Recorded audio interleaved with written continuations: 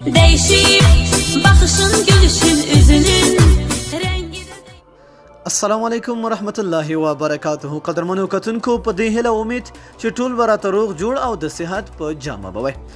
قدرمنو کتونکو په نننۍ ویډیو کې به موږ د موبایل د بیټرۍ خبره کوو. ډېری ملګري داسې دي چې هغوی د خپل موبایل نه پتنګ دي، ډېر زر چارج ختمیږي، خو هغه خبر نه دی چې د شاته راز څه دی، ولې دا چارج ختموي. کار هم نه کومه، موبایل سره خوا کې پروت وي، 50 وي چې راویخلمه 40 شي. د دې اصل راز ان شاء الله دوستانو زه تاسو ته په دغه ویډیو کې خیمه او د هغې حل هم زه تاسو ته په دغه ویډیو کې خیمه، خو ویډیو را سره تر پایه وګورئ. دوستانو د دې لپاره پکار دی یو اپلیکیشن، د 2 MB اپلیکیشن دی، هغه خپل موبایل ته ډاونلوډ کړئ او انسټال وکړئ. څنګه به ډاونلوډ کړئ دوستانو؟ د ویډیو په نوم باندې به کلیک کړئ، لاندې ډسکرپشن ته به لاړ شئ، لینک دی په هغې لینک کلیک کړئ او اپلیکیشن ډاونلوډ کړئ او خپل موبایل کې انسټال کړئ. چې کله هم تاسو هغه انسټال کړ نو اپلیکیشن به سمپل تاسو خلاص کړئ. چې کله اپلیکیشن تاسو دوستانو خلاص که تاسو بدلته نیکسٹ کې دلته ګورئ لیکلي دوستانو مای ډیوایس از ناٹ روټډ، دا به تاسو دا وایي صحیح ده، ستاسو موبایل روټ نه دی، څه فرق دا نه کوي. ګرینډ پرمیشن قدم تاسو دا به اجازه تاسو ورکوئ، صحیح ده، دا پرمیشن دی، دا اجازه ضرور دی چې دا تاسو ورکوئ. که نه ورکوئ هم نو موږ هلته څه کولی شو، اسکیپ کولی هم شو، دا به موږ صرف آن کړو. راځئ چې آن یې کړو. ښه دې نه به تاسو واپس وځئ، چې کله هم دا به فینش کړئ. نو ګورئ دوستانو دلته موږ ته دا ښکاري، دا د جمع علامه د ګورئ بیټري لانچینګ میموري لاګینګ ان سټیلثلی رننګ ایپس. ګورئ دوستانو په دې به تاسو کلیک کوئ په دې جمع باندې.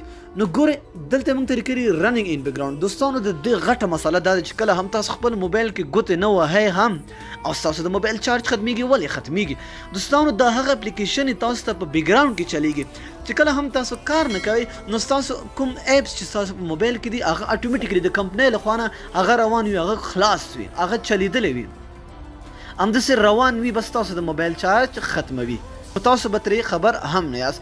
نو دوستانو دغه هغه اپلیکیشن دی، ګوره دلته ستاسو ټول اپلیکیشن به راشي دلته. نو دا اپلیکیشن چې کوم یو تاسو غواړئ چې یاره دغه اپلیکیشن زما نه دی په کار، زه کار پې نه کومه او دا زه سلیپ یعنې په خوب دی وده شي، بس کار بالکل دی ونه کړي، نو دا به څنګه کوو؟ د مثال په طور زما دا نه دی په کار، دا مې نه دی په کار، دا زه په دې باندې کار نه کوم، دا هسې په بیکګراوند کې لګیا دي. نو ګورئ لکه دا ګورئ هغه اپلیکیشن به تاسو کلیک کړئ، سلیکټ به یې کړئ چې هغه تاسو نه کاروئ، صحیح ده، یعنی نه کاروي، وروسته چې وکاروي بیا صحیح ده، هغه څه مشکل نشته دی.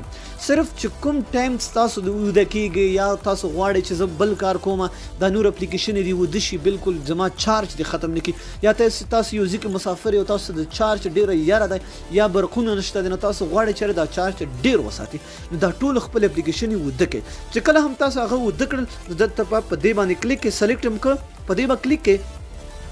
نو ګوره دوستانو دلته لیکلي بیکګراوند فری، نو نیډ ټو هایبرنیټ.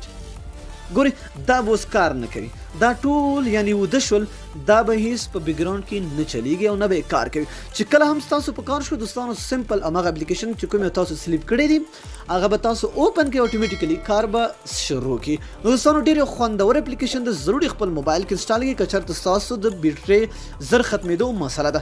لینک په ډسکرپشن کې دی دوستانو، ضروري خپل موبایل کې انسټال کړئ. نو دا نننۍ ویډیو که چېرته خوښه شوې امید در سره لایک یې کړئ، د خپلو دوستانو سره یې حتما شیر کړئ او دوستانو ویډیو در سره حتما لایک کړئ. تر بیا بلې ویډیو د الله په امان په دعاګانو کې مې یاد ساتئ.